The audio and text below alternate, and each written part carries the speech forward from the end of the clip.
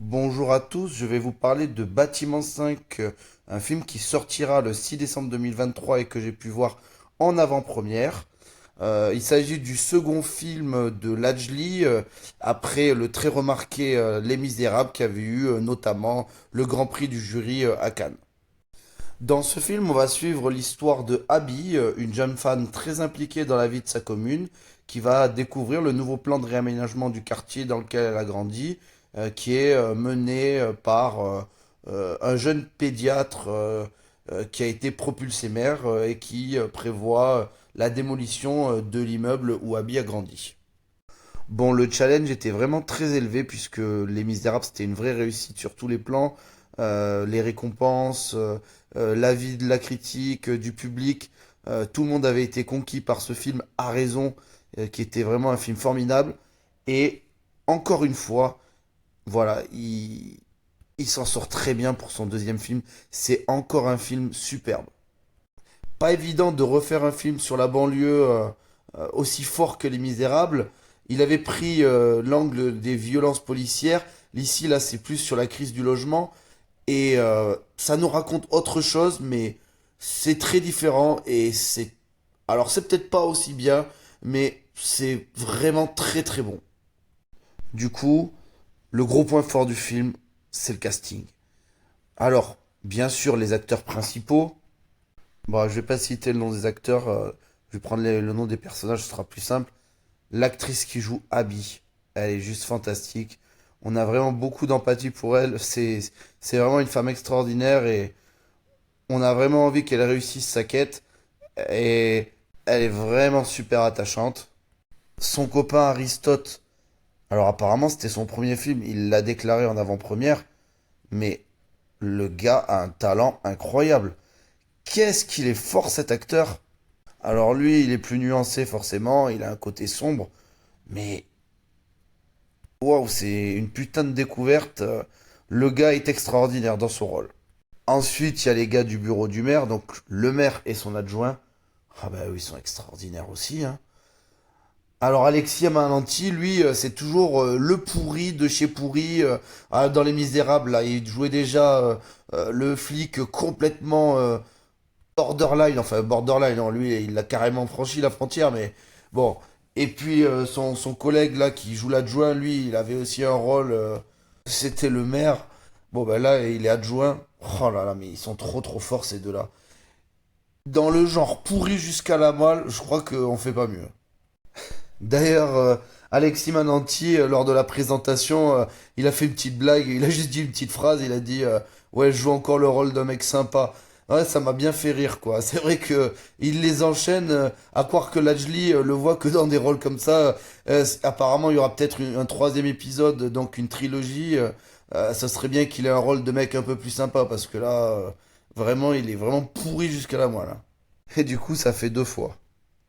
La femme du maire, donc qui est campée par Aurélia Petit, joue aussi extrêmement bien. Et j'ai trouvé que c'était vraiment une bonne idée de prendre une femme un peu plus âgée. Ça change vraiment en fait d'avoir un couple où c'est la femme qui est plus âgée que l'homme. Au début, j'ai été un peu surpris et je me suis dit bah, peut-être que c'est pas sa femme. Et en fait, si. Et c'est vrai que dans l'autre sens, on se pose jamais la question, mais bah pourquoi pas. Et j'ai trouvé que c'était une idée assez novatrice de prendre voilà une femme un peu plus âgée. Je le signale parce que c'est vrai que ça m'a surpris et je trouve que c'est bien de faire changer les mentalités de ce côté-là et je trouve que c'est vraiment une très bonne idée. Et à côté de tous ces acteurs extraordinaires, il y a bien sûr tout un petit monde qui gravite, des personnages qu'on voit une fois, deux fois, quelques minutes dans le film, qui parlent dans des langues étrangères, euh, et tout ce petit monde joue extrêmement bien. Je pense que ce sont des figurants à qui Lajli a donné quelques minutes dans le film. Et du coup, ça participe à installer un état de crédibilité qui est très très haut. On a vraiment l'impression de voir la réalité. Parce que c'est vrai que c'est comme ça. Là, il y a pas c'est pas édulcoré du tout.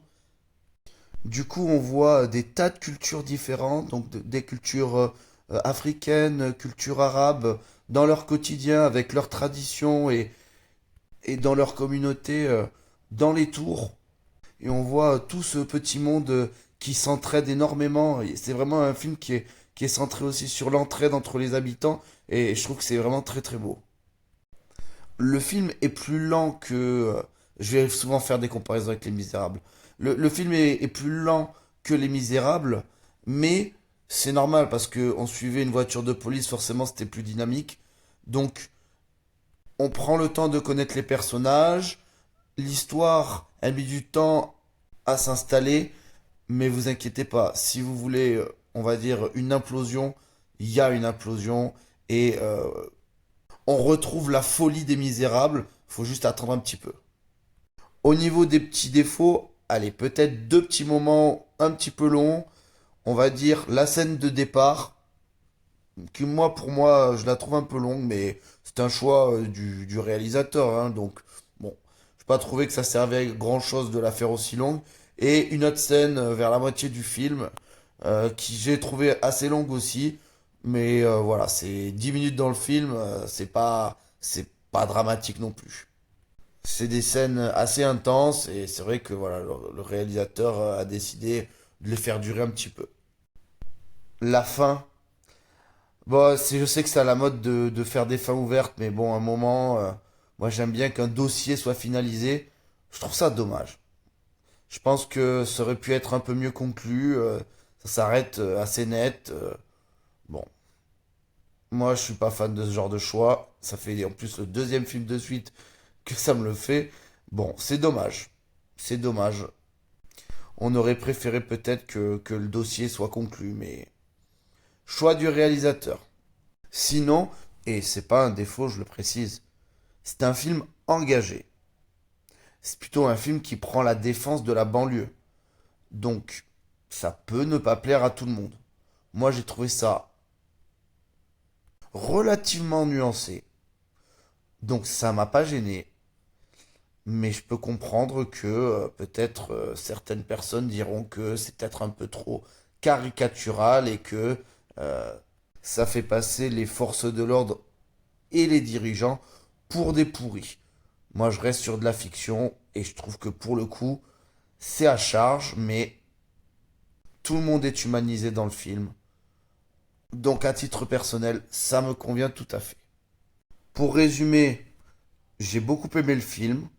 C'est moins fort que Les Misérables, mais c'est quand même de très grande qualité.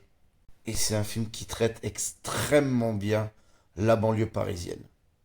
C'est pour toutes ces raisons que je mettrai la note de 8 sur 10 à ce film.